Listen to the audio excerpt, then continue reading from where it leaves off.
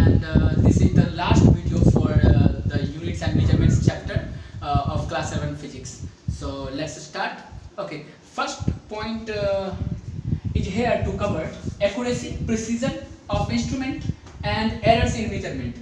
अगर हम देखते हैं कि अगर किसी चीज़ को मेजर करते हैं, फर्स्ट वीडियो में हम लोग मेजरमेंट के बारे में देखे थे, मास हो गया या लेंथ हो गया, तो हम यह भी देखना चाहेंगे कि हम जो मेजर किए हैं, जो मेजरमेंट लिए हैं, वह कितना एक्यूरेट है, और दूसरा क्या उसमें एरर्स भी हैं, तो एरर्स भी हम लोग पता करने की कोशिश करेंगे। तो इसमें पहले दो टर्म आता है, पहला टर्म है accuracy, accuracy and second term is precision. Okay, दोनों टर्म का मतलब क्या है?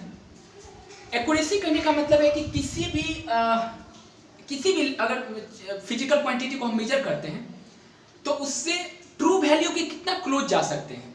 अगर मान लेते हैं कि मुझे जैसे 2 ग्राम का मेजर करना है, ठीक है, तो हम इसके कितने नजदीक जा सकते हैं, 1.99 और अप्रोक्सीमेटली 2.01 समथिंग लाइक दैट। तो इस तरह का 1.199 ग्राम और 2.01 ग्राम, तो कितना इसके हम क्लोज जा सकते हैं, तो इसे एक्यूरेसी कहते हैं। और प्रिसीजन में क्या अंतर है? प्रिसीजन में होता है कि हम जो इंस्ट्रूमेंट यूज कर रहे हैं वह रिजोल्यूशन कितना दे सकता है। मतलब कहने का मतलब यह है कि मान लेते जैसे कोई स्केल है मेजर करने के लिए लेंथ को, ठीक है, स्केल है, तो हम जैसे देखते हैं, मान लेते हैं 1 सेंटीमीटर में जैसे हम आमतौर पर जो स्केल यूज करते हैं जनरल, जैसे कि ज्योमेट्रिकल बॉक्स में, तो उसमें 1 सेंटीमीटर 10 होता है। 1 2 3 4 5 6 7 8 9 एंड 10। ओके, 10 होता है रिजोल्यूशन। तो अगर देख लें तो हम 1 सेंटीमीटर के 10th पार्ट को हम मेजर कर सकते हैं इससे। क्या इससे और भी रिजोल्यूशन किया जा सकता है? अगर हम कहें कि 1 सेंटीमीटर 10th के 10th पार्ट को मेजर करना, तो क्या करेंगे इसे हर भाग को 100 भाग में डिवाइड करना पड़ेगा। तो जितना हम छोटा से छोटा वैल्यू को मेजर कर पाएंगे, हमारा स्केल जितना ज्यादा रिजोल्यूट होगा, जितना रिजोल्यूशन जितना ज्यादा होगा, हम कह सकते हैं कि वो मोर ज्यादा प्रिसाइज होगा। इसका मतलब अगर हम ऐसा ले लें, जैसे कि कोई वैल्यू को मेजर करना है, फॉर एग्जांपल के लिए अगर हम ले लें 3.678, 3.678, ठीक है, हमको ये मेजर करना है, किसी वैल्यू है। अब इतना हमें वैल्यू मेजर करना है, तो हम क्या करेंगे कि प्रिसाइज वैल्यू, मतलब रिजोल्यूशन जो लेंगे, मतलब स्केल का रिजोल्यूशन लेंगे, वो 0.1 लिए, तो वैल्यू आया 3.5, एक्यूरेट वैल्यू, मतलब एक्यूरेसी हमको जो आया है वैल्यू वो 3.5 है इसको मेजर करने पर, ठीक है। तो ये एक्यूरेट है, लेकिन क्या ये प्रिसाइज है? हम इससे भी छोटा वैल्यू ले सकते थे मेजर करने के लिए, जैसे कि 0.01 ऐसा ले लिए। मतलब प्रिसाइज करने का मतलब यह है कि 1 सेंटीमीटर की जो 10 पार्ट का जो गैप है, जो डिवाइड है, फ्रेगमेंट में डिवाइड है, इसे और अगर हम छोटा डिवाइड करें तो हम क्या कर सकते हैं, और छोटे क्वांटिटी को मेजर कर सकते हैं। अगर 1 मीटर के लेंथ को मेजर करना तो हम मीटर स्केल से मेजर करेंगे, तो 1 मीटर मेजर कर देंगे। क्या वो एक्यूरेट होगा? हो सकता है कि 0.01 मिलीमीटर बच गया हो, कम हो गया हो, ज्यादा हो गया हो। तो अगर स्केल ज्यादा प्रिसाइज होगा तो इतने छोटे स्केल को भी मेजर कर पाएगा, तो इसी को कहते हैं प्रिसीजन। तो यहां पर हम देखते हैं रिजोल्यूशन लिया है 0.01 स्केल का, इसका मतलब यह है कि यह बहुत ज्यादा प्रिसाइज है। लेकिन अगर इस तरह से मेजर करेंगे तो हो सकता है आ जाए वैल्यू 3.8, लेकिन ये तो एक्यूरेट नहीं हुआ, ये तो गिवन वैल्यू से भी ज्यादा हो गया।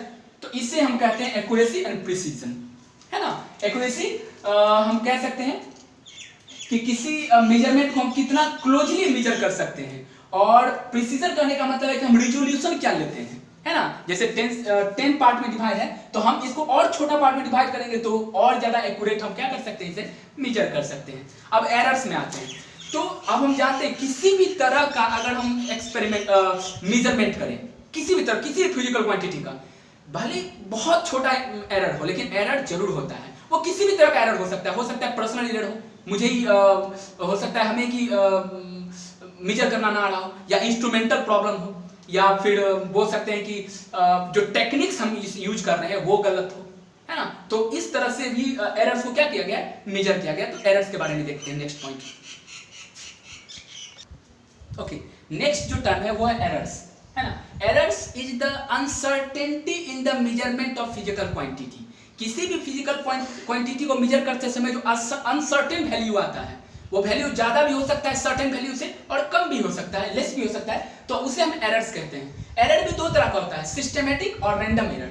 सिस्टमैटिक एरर जो होता है वो सिस्टम के फॉल्ट की वजह से हो सकता है, या तो वो दिए गए ट्रू वैल्यू से वो हम ज्यादा देगा हमेशा या हमेशा कम देगा, है ना। हमेशा ये जो सिस्टमैटिक एरर होता है ये सिस्टम में डिफॉल्ट के कारण होता है, ये हमेशा कुछ ना कुछ एरर देगा ही। तो इसे भी डिवाइड किया गया है 3 पार्ट में।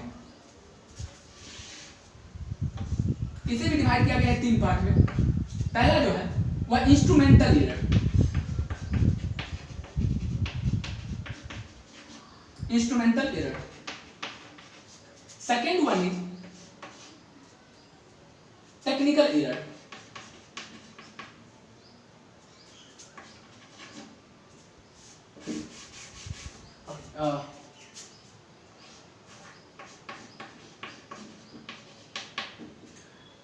Technical error, I hope so कि स्पेलिंग सही हो, दिमाग घूम गया लगता है।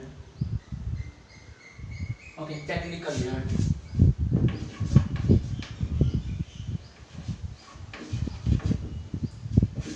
ठीक है, वंडरफुल। एक्सपेरिमेंटल एरर ही लिखना ज़्यादा बेहतर होगा।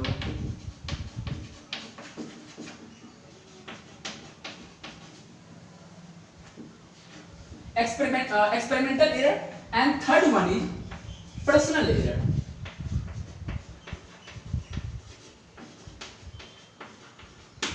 ओके, तो इस तरह का तीन एरर होता है, instrumental error, experimental error and personal error. अब कहने का मतलब यह है कि इंस्ट्रूमेंटल एरर करने का मतलब हो सकता है जो हम इंस्ट्रूमेंट यूज कर रहे हैं वो गलत हो यूज, है ना, वो गलत हो, थोड़ा सा डिफॉल्ट हो उसमें, इसलिए गलत वो मेजरमेंट ले सकता है। एक्सपेरिमेंटल एरर कहने का मतलब इसमें टेक्निकली हम गलत हो सकते हैं। अगर मान लें किसी बॉडी का टेम्परेचर में मेजर करना हो तो हम आरपीएम पे लगाते हैं इस तरह, तो वो कभी भी एक्चुअल बॉडी टेम्परेचर थोड़ी ना देगा, क्योंकि ऐसा कारण इसलिए क्योंकि बाहर का टेम्परेचर भी इस पे इफेक्ट करता है, इसलिए वो एक्चुअल टेम्परेचर जो बॉडी का होता है वो नहीं देता है। और third one is personal error, हो सकता है मेंटल हो, तो ठीक से आप मेजर नहीं कर पा रहे हो, या हो सकता है आप एक्सपेरिमेंट करते समय बात कर रहे हो या किसी भी तरह का पर्सनल डिफॉल्ट कर रहे हो, तो इस तरह का एरर वो क्या होता है, जनरेट होता है। ठीक है। रैंडम एरर जो होता है वो रैंडमली होता है, वो हमेशा नहीं होता है, वो कभी कभी हो जाता है एक्सपेरिमेंट करते समय। जैसे कि अगर बात कर ले, जैसे कि कभी कभी हम लोग पर्सनल, खास करके ये रैंडम एरर जो होता है वो पर्सनल एरर के कारण होता है। बात करते कोई एक्सपेरिमेंट करते समय किसी और काम में लग जाना या बात करना, इस तरह का जो होता है, जो मिस्टेक होता है, जनरली हम जो डेली लाइफ में मिस्टेक करते हैं, एक काम करते समय दूसरे काम पे जब हम सोचने लगते हैं तो उसमें बहुत सारा एरर आ जाता है, तो उसी को कहते हैं रैंडम एरर। ठीक है। नेक्स्ट जो होता है वो होता है list count error. List count, next जो है वो है लिस्ट काउंट। लिस्ट काउंट क्या है? लिस्ट काउंट है कि हम कितने छोटे से छोटे यूनिट फिजिकल क्वांटिटी को हम मेजर कर सकते हैं, उसे लिस्ट काउंट कहते हैं। कहने का मतलब यह है कि अगर हम छोटे से छोटे वैल्यू को अगर हम मेजर कर सकेंगे, जैसे 10 to the power -6, 1 micrometre, 1 nanometre, 1 picometre, femtometre, इस तरह का जो लिस्ट काउंट है, जितना ज्यादा जो हम छोटे क्वांटिटी को मेजर करते हैं उसे लिस्ट काउंट कहते हैं। और जितना लिस्ट काउंट जो होता है वो ज्यादा क्या होता है, वो एक्यूरेट वैल्यू होता है। यानी हम लिस्ट काउंट अगर करने जाएंगे तो हमेशा जो ऑब्जर्वेशन का जो मेजरमेंट आएगा वो हमेशा लगभग ट्रू वैल्यू के आसपास ही होगा, तो ये लिस्ट काउंट होता है। अब लिस्ट काउंट में भी एरर होता है, लिस्ट काउंट करते समय भी कुछ एरर हो जाए, इसमें भी, इसे कहते हैं लिस्ट काउंट एरर।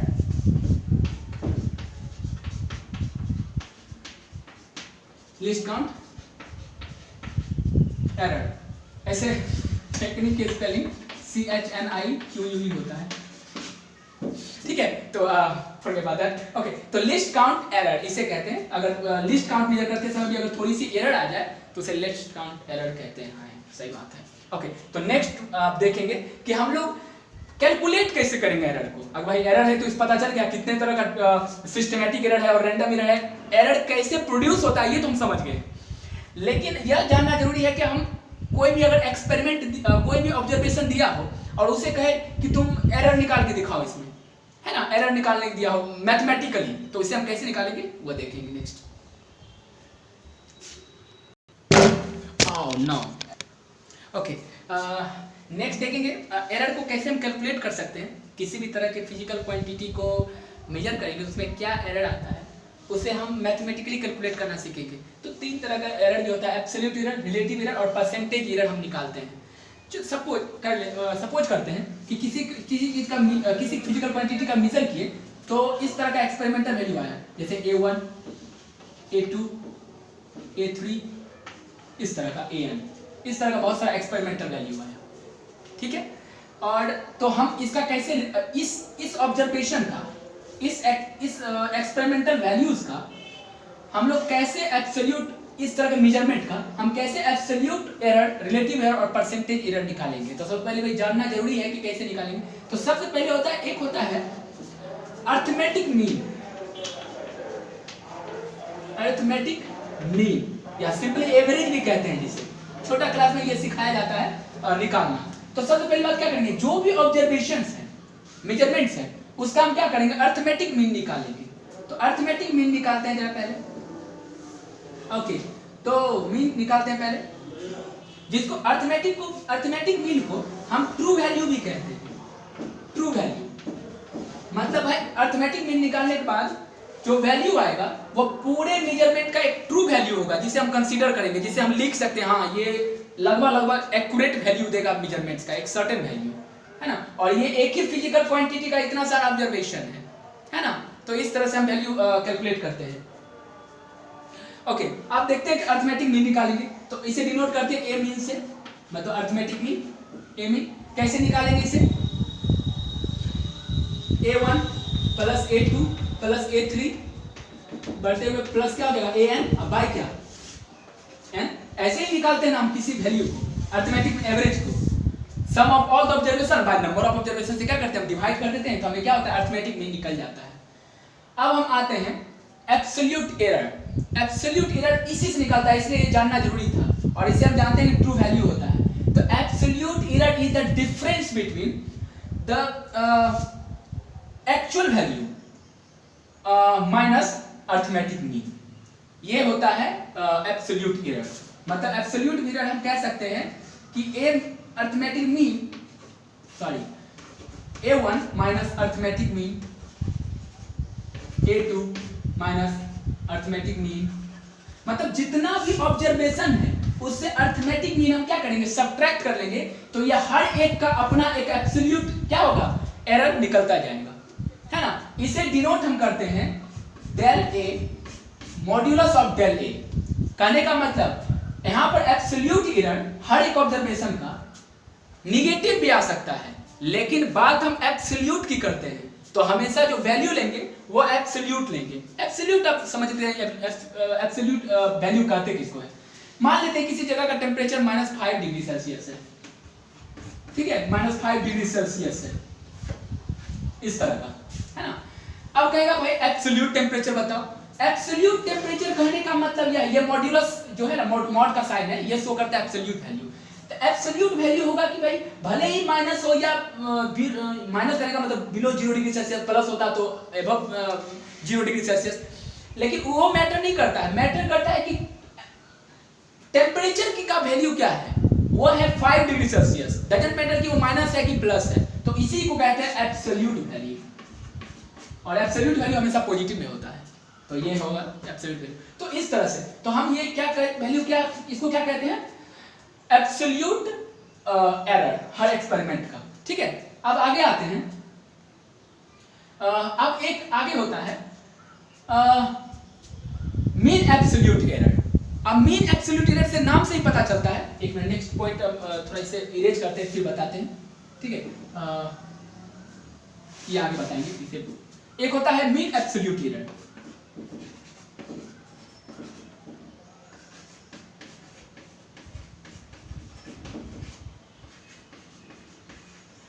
ये नाम से ही पता चल रहा है कि जितना भी एब्सोल्यूट एरर निकलेगा उसका मीन निकालेंगे तो क्या हो जाएगा, मीन एब्सोल्यूट एरर। इसका मतलब जैसे यहाँ पर ऐसा निकल रहा है, इसका वैल्यू अगर हम ऐसा लिख लें, जैसे कि ये हम जो वैल्यू कैलकुलेट किए हर एक एक्सपेरिमेंट का, ये मान लेते हैं डेल A1 हो, ये डेल A2 हो, इस तरह का n तक, क्योंकि n हम नंबर ऑफ वैल्यूज कितना लिए, n तक लिए हैं। तो ये सारे का जो हम सारा एक्सपेरिमेंट का जो हम फिर से मीन निकालेंगे उसे कहेंगे मीन एब्सोल्यूट एरर। तो मीन एब्सोल्यूट एरर निकालते हैं पहले। तो मीन एब्सोल्यूट एरर कहने का मतलब यह है कि del A1 plus del A2 सबका एब्सोल्यूट है, इसे सबका निकाल रहे हैं इस तरह का n तक जो जाएगा, A2 इसी तरह बढ़ते हुए डेल AN तक जाएगा और बाय क्या n। इसी को कहते हैं हम लोग, इसे क्या कहते हैं, इसे कहते हैं एब्सोल्यूट मीन एब्सोल्यूट एरर, है ना। तो इसे कहते हैं मीन एब्सोल्यूट एरर। इसका निकालना जरूरी है। ये सब क्यों जरूरी है, क्योंकि हमें चाहिए एब्सोल्यूट एरर तो हम जान के गए, हमें अब चाहिए रिलेटिव एरर, और रिलेटिव एरर हमेशा निकलता है मीन एब्सोल्यूट एरर से। तो इसे हम देखेंगे जरा।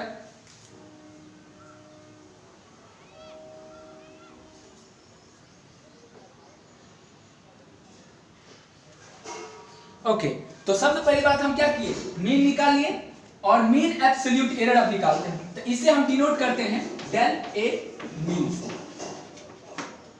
है ना। इसे कहते हैं डेल ए मीन से, इसे कहते हैं मीन एब्सोल्यूट एरर। छोटा बोर्ड है इसलिए इतना दिमाग खा जाएगा। तो हम क्या करते हैं, इसे मिटा देते हैं पहले,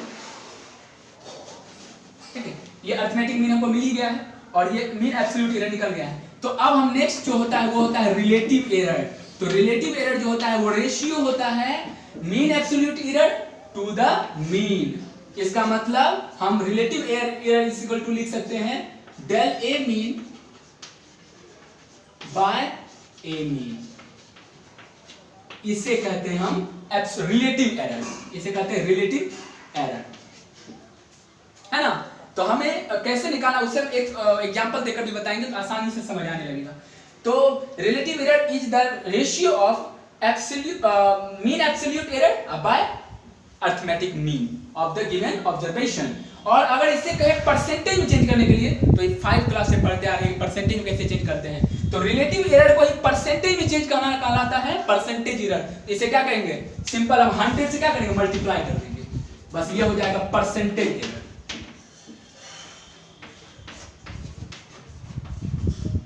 तो इस तरह से हम कैलकुलेट करना सीखते हैं, है ना। हम एक क्वेश्चन लेकर पहले क्या करते हैं, इसे कैलकुलेट करते हैं ताकि समझ आए। तो आई थिंक देखते हैं क्वेश्चन से। ओके, एक क्वेश्चन देख लेते हैं। जैसे इस तरह का कोई ऑब्जर्वेशन है 2.63, 2.56, 2.42, 2.71 एंड 2.80। इसमें कहा है absolute value, relative value and relative error और परसेंटेज एरर निकालने के लिए। तो सबसे पहली बात हम क्या करेंगे, सबका पहले निकालेंगे अरिथमेटिक मीन। पहला स्टेप अरिथमेटिक मीन निकालना बहुत जरूरी है। तो 2.63 प्लस 2.56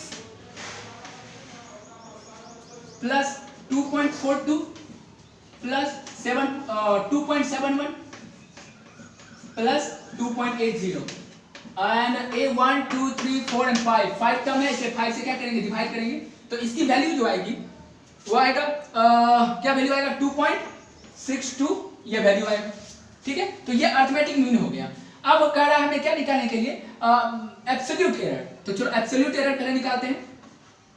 तो डेल A1 है ना, तो इसका अगर निकालेंगे तो इसका मतलब हर एक को क्या करेंगे, हम इससे घटाएंगे, मतलब हर एक टर्म जो इसमें है, इस तरह का जो टर्म है उससे, जैसे ये A1 है, ये A2 है, ये A3 है, ये A4 है, A5 है, इस तरह से। तो हम निकालने का तरीका क्या जानते हैं, निकालने का तरीका जानते हैं कि हम A1 से क्या करते हैं, पहले A मीन को क्या करते हैं, सब्ट्रैक्ट करते हैं, A मीन से सब्ट्रैक्ट करते हैं, ठीक है। उसी तरह फिर A2 से सब्ट्रैक्ट करते हैं। तो हमें क्या होता है कि सबका डेल A1 A2 सबका क्या होता है, एब्सोल्यूट एरर में निकलता चला जाता है। तो उसका निकालते हैं हर एक का। तो हर एक का जो वैल्यू होता है, जैसे कि A1 अगर हम ले लें इस तरह का, इस तरह का, तो हमें निकलता है वैल्यू 0.01। फिर उसी तरह आगे बढ़ते बढ़ते बहुत सारा वैल्यू निकलेगा सब्ट्रैक्ट करने पर। वीडियो बहुत बड़ा हो जाएगा इस तरह से अगर कैलकुलेट करते रहेंगे तो आगे ये बहुत सारा वैल्यू निकलता जाएगा। डेल A2 भी अगर निकाल लें तो ये वैल्यू आ जाएगा -0.03। और ये एक चीज देखना जरूरी है कि वैल्यू माइनस में भी आ सकता है, घबराने की जरूरत है, तो हमेशा हम एब्सोल्यूट वैल्यू ही लेंगे, 0.06 ही लेंगे, है ना। तो इसमें एब्सोल्यूट वैल्यू बोला है तो हमेशा निगेटिव कभी नहीं आएगा। फिर और जब ये सब निकल जाएगा तो हम क्या करेंगे, सब का सम, जैसे फिर आगे निकलेगा A2 A3 5 तक, है ना, जो वैल्यू निकलेगा सब का क्या करेंगे, हम मीन निकालेंगे, तो वो हो जाएगा मीन एब्सोल्यूट एरर। अब मीन एब्सोल्यूट एरर निकल जाएगा तो हम लोग जानते हैं कि रिलेटिव एरर जो होता है वो क्या होता है, relative error is the ratio of mean absolute error to the mean arithmetic mean. तो अर्थमेटिक मीन हमें जो निकल ही गया है यहाँ पे अर्थमेटिक मीन, और ये सब का जब हम मीन निकालेंगे तो वो निकल जाएगा मीन एब्सोल्यूट एरर, तो दोनों का रेशियो निकाल देंगे तो वही हो जाएगा रिलेटिव एरर, और उसको 100 से मल्टीप्लाई कर देंगे तो वो परसेंटेज एरर में क्या होगा, वो निकल जाएगा। तो इस तरह से न्यूमेरिकल को बनाते हैं। नेक्स्ट पॉइंट देखते हैं। ओके, अब हम देखेंगे कि अगर दो ऑब्जर्वेशन है और दोनों ऑब्जर्वेशन में अगर एरर आया हो, मान लेते हैं कि कोई एक मेजर वैल्यू A है, दूसरा सेकंड वैल्यू है B है, तो उसमें कुछ एरर्स हो तो उसे हम कंबाइन कैसे करेंगे। कॉम्बिनेशन ऑफ एरर्स करने का मतलब कंबाइन कैसे करते हैं दो नंबर को, या तो ऐड करते हैं, सब्ट्रैक्ट करते हैं, मल्टीप्लाई करते हैं या डिवाइड करते हैं।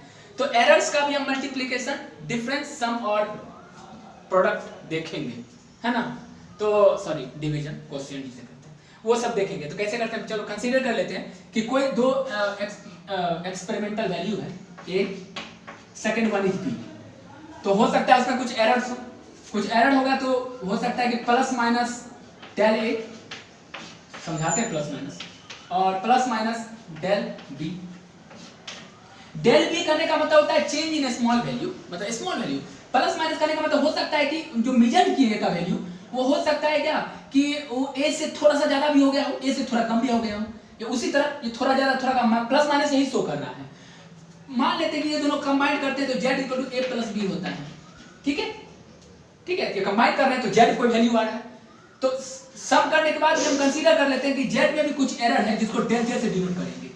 इसका मतलब अगर हम इसको ऐड करें तो Z plus del Z is equal to इसके वैल्यू, ये दोनों का वैल्यू पुट करें तो क्या हो जाएगा, A plus minus del A plus B plus minus del B, ठीक है। हम जब दोनों को ब्रैकेट तोड़ेंगे तो A प्लस B किसके बराबर होगा, Z के बराबर। तो हम Z लिखेंगे तो Z और Z कैंसिल हो जाएगा, तो del Z is equal to क्या हो जाएगा, क्या हो जाएगा, del A plus minus plus del B plus minus, है ना, ये वैल्यू आएगा। इसका मतलब यह है कि जो जब हम ऐड करते हैं तो दोनों एरर को हम अगर सीधा अगर सिंपल वे में अगर ऐड भी कर दें तो हमें क्या होता है, एक कॉम्बिनेशन मिल जाता है एज ए सम। जब जोड़ने पर तो दोनों एरर को हम ऐड कर सकते हैं। अगर ऐसा हो, मान लेते कोई मेजर वैल्यू इस तरह प्लस माइनस 5 हो, है ना, और 3 प्लस माइनस 5 हो, और सॉरी 6 हो, ठीक है, तो एरर क्या हो जाएगा सम में, सीधा 5 प्लस 6 11 होगा एरर। तो इस तरह से हम क्या कर सकते हैं, इसे हम ऐड कर सकते हैं। सेकेंड, अगर हम डिफरेंस निकालें तो चलो A माइनस B कर लेते हैं, A minus B equal to Z, ठीक है, ओके। तो Z में एरर हो सकता है क्या हो जाए, प्लस माइनस डेल Z हो जाए, और इसके जगह पर हम किसकी वैल्यू डालेंगे, इसको और इसका वैल्यू डालते हैं तो क्या हो जाएगा, A plus del A minus B plus del B। तो क्या होगा, ब्रैकेट जब हम तोड़ेंगे तो Z plus minus del Z is equal to A plus del A minus B minus plus minus क्या हो जाएगा, डेल B। तो यहाँ पर A और माइनस B का वैल्यू तो हम Z पुट करेंगे क्योंकि यही हम कंसीडर किए हैं, यही तो हम ऑपरेशन कर रहे हैं। तो del Z is equal to क्या हो जाएगा, del plus minus del A plus minus del B। तो डिफरेंस में भी अगर दो एरर का हम डिफरेंस में निकालेंगे तो सिंपल दोनों एरर को हम क्या कर देंगे, ऐड अप कर देंगे। तो इस तरह से हम कंबाइन करते हैं एरर्स को, है ना। सिमिलरली प्रोडक्ट और कोशिएंट भी सेम ही होता है। चलो हम देखते हैं कि अब प्रोडक्ट का निकालते हैं।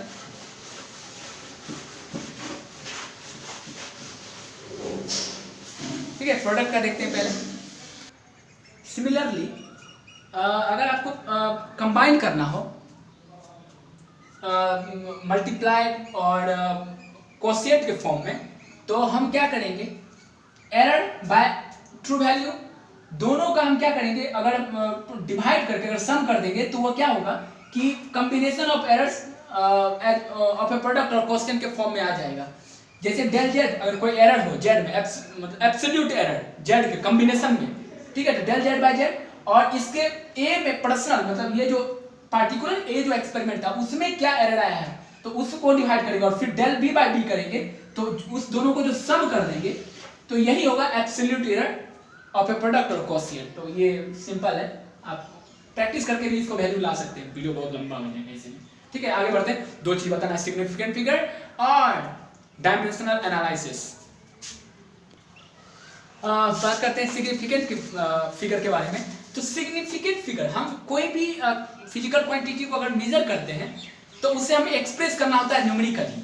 तो न्यूमेरिकली एक्सप्रेस करना पड़ता है, तो हमें नंबर सेलेक्ट करना पड़ता है कि कैसा नंबर लें ताकि वो मोर प्रिसाइज और मोर एक्यूरेट हो, है ना। तो उस डिजिट को लिखने के तरीकों को हम जो काउंट करते हैं, जो डिजिट हम सेलेक्ट करते हैं, उसे सिग्निफिकेंट फिगर कहते हैं। अगर ऐसा दिया जाए, ऐसा वैल्यू दिया जाए जैसे 2.589, इस तरह का कोई वैल्यू दिया गया है ना, तो ये तो मोर प्रिसाइज है क्योंकि बहुत अंदर तक गया है, बहुत छोटा लिस्ट काउंट किया है ये, लेकिन एक्यूरेट नहीं है ना।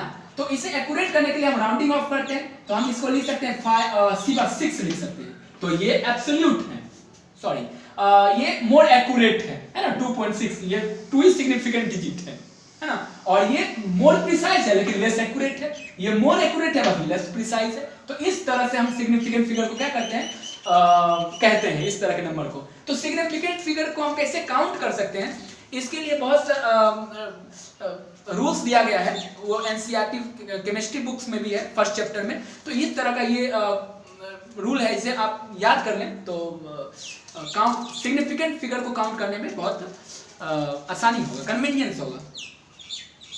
तो आगे बढ़ते हैं डायमेंशन एनालिसिस में। ये कुछ भी नहीं है ना, बस रूल्स याद रखना है। Next, dimensional analysis, it is the last point of this chapter. Okay, so पहले समझते हैं कि डायमेंशन क्या होता है। What is dimension? Dimension of a physical quantities are the powers by which its base quantities are raised to represent that quantity. ऊपर से गया हो, मेरा भी गया। ओके, चलो मान लेते हैं, जैसे लेंथ का ले लेते हैं। लेंथ का मीटर, मतलब मीटर एल से रिप्रेजेंट करेंगे, तो मीटर एल है ना, एल है। लेकिन अगर हम वॉल्यूम की बात कर लें, एरिया की बात कर लें, तो हम जानते हैं कि वॉल्यूम होता है L into B into H, तीनों का जो डायमेंशन होता है, यूनिट होता है, वो L ही होगा, मीटर मीटर मीटर ही होगा। तो यहां पर हम क्या करेंगे, L इंटू एल, यानी क्या हो जाएगा L क्यूब। तो इसका डायमेंशन चेंज हो गया, 3 डायमेंशनल है ना। एरिया का उसी ले लेते हैं, तो क्या हो जाएगा L स्क्वायर, 2 डायमेंशनल। तो कुछ ये हम आप तो कहेंगे भाई लेंथ को तो मीटर मेजर करते हैं तो एम से डिनोट करते हैं, नहीं। डायमेंशनल फार्मूला जब हम किसी चीज का लिखते हैं, किसी भी फिजिकल क्वांटिटी का डायमेंशनल फार्मूला, तो उसमें हम अलग तरह का यूनिट चेंज करते हैं। जैसे अगर लेंथ का ले रहे होंगे तो एल लेते हैं, टेम्परेचर का अगर लेंगे तो टी लेंगे, है ना। ऐसा यूनिट के नहीं लेना है, temperature T, initial letters use करना होता है इसमें। अगर मास का ले रहे होंगे तो एम लेंगे, इस तरह से हम यूज करते हैं। अगर एम्पियर का ले रहे होंगे तो ए लेंगे, इस तरह से, है ना। तो इस तरह से हम क्या करते हैं, डायमेंशन को क्या करते हैं, हम मेजर करते हैं, मतलब उसके फॉर्मूला लिखते हैं जिस तरह से। अब हमें ये सवाल उठता है कि बहुत सारा फॉर्मूला है, जैसे कि अगर इक्वेशन ऑफ मोशन से अगर हम ले लें, S equal to ut plus half at square, second equation of motion, इस तरह का। क्या ये फॉर्मूला सही है? डायमेंशनली सही है, क्योंकि अगर हम देखें तो S जो है रिप्रेजेंट कर रहा है डिस्टेंस को, तो डिस्टेंस का तो L होगा। क्या ये पूरा फॉर्मूला L है? तभी ना डायमेंशनली हम LHS और RHS इक्वल मान सकते हैं। तो चलो पता करते हैं। तो LHS इसका तो L है, ये तो खैर पता है, और इसको हम स्क्वायर ब्रैकेट से शो करते हैं इस तरह से, है ना, स्क्वायर ब्रैकेट शो करते हैं। तो चलो इसे पता करते हैं। U का वेलोसिटी है, यानी वेलोसिटी है तो मीटर पर सेकेंड, इसका मतलब इसका हम लिख सकते हैं मीटर पर सेकेंड, यानी एल पर सेकेंड, यानी टाइम। ओके, टाइम, टाइम का ही टी लेते हैं, टेम्परेचर का क्या लेंगे तो ऑब्वियसली छोड़ दिया जाता होगा, यहाँ पर टाइम का लेंगे टी, ठीक है। तो टाइम तो पर सेकेंड है तो टाइम इनवर्स है ना। अगर हम मीटर पर सेकेंड देखें इसका मतलब यह है कि मीटर सेकेंड इनवर्स भी है, इसका मतलब यह टाइम इनवर्स। ओके, और फिर टाइम यानी इनटू टी, इस तरह से प्लस, अब यहां पर देखते हैं हाफ, तो हाफ ये सब छोड़ते हैं, हमें सिर्फ डायमेंशनल फॉर्मूला चाहिए। अब ये होता है एक्सेलरेशन मीटर पर सेकेंड स्क्वायर, तो मीटर यानी एल और पर सेकेंड स्क्वायर करने का मतलब यह है कि टाइम स्क्वायर इनवर्स है ना, इस तरह का, और इनटू टाइम स्क्वायर है ना। तो यहां पर देखते हैं मल्टीप्लाई करते हैं, एक टाइम देखो ये नीचे टाइम इनवर्स है तो ये और ये तो खत्म, टाइम इनवर्स है, स्क्वायर इनवर्स और स्क्वायर ये प्लस में ये खत्म, तो क्या हो जाएगा यहाँ पर एल बचा यहाँ पे, और यहाँ पर भी क्या बचा एल ही बचा, तो ऑब्वियसली वैल्यू तो क्या आएगा डायमेंशनल फॉर्मूला एल ही आया ना। तो इससे हम चेक करते हैं कि कोई भी फॉर्मूला डायमेंशनली इक्वल है या नहीं, डायमेंशनली ये करेक्ट है या नहीं। तो ये है डायमेंशनल एनालिसिस। अब बहुत सारे फॉर्मूला अगर कुछ भी लिखा हो एलएचएस आरएचएस में, दोनों अगर डायमेंशनली अगर इक्वल नहीं हो, मतलब दोनों का जो बेस क्वांटिटीज जो है अगर दोनों तरफ इक्वल नहीं होगा, वो कभी भी डायमेंशनली इक्वल नहीं होगा, है ना। तो this is called dimensional analysis. तो that's it from this chapter. you may solve the given exercise problems and textual problems as well, so as to get a better concept। और सबसे पहली बात यह है कि बुक पढ़ना बहुत जरूरी है लाइन बाय लाइन, इससे खास करके एनसीईआरटी बुक का हम जो वीडियो बना रहे हैं वो एनसीईआरटी पे ही बेस्ड है पूरी तरह से, है ना। और इसे सबसे पहले एनसीईआरटी बुक को पढ़ना जरूरी होता है। तो I hope you may like it, may be not, so see you शायद।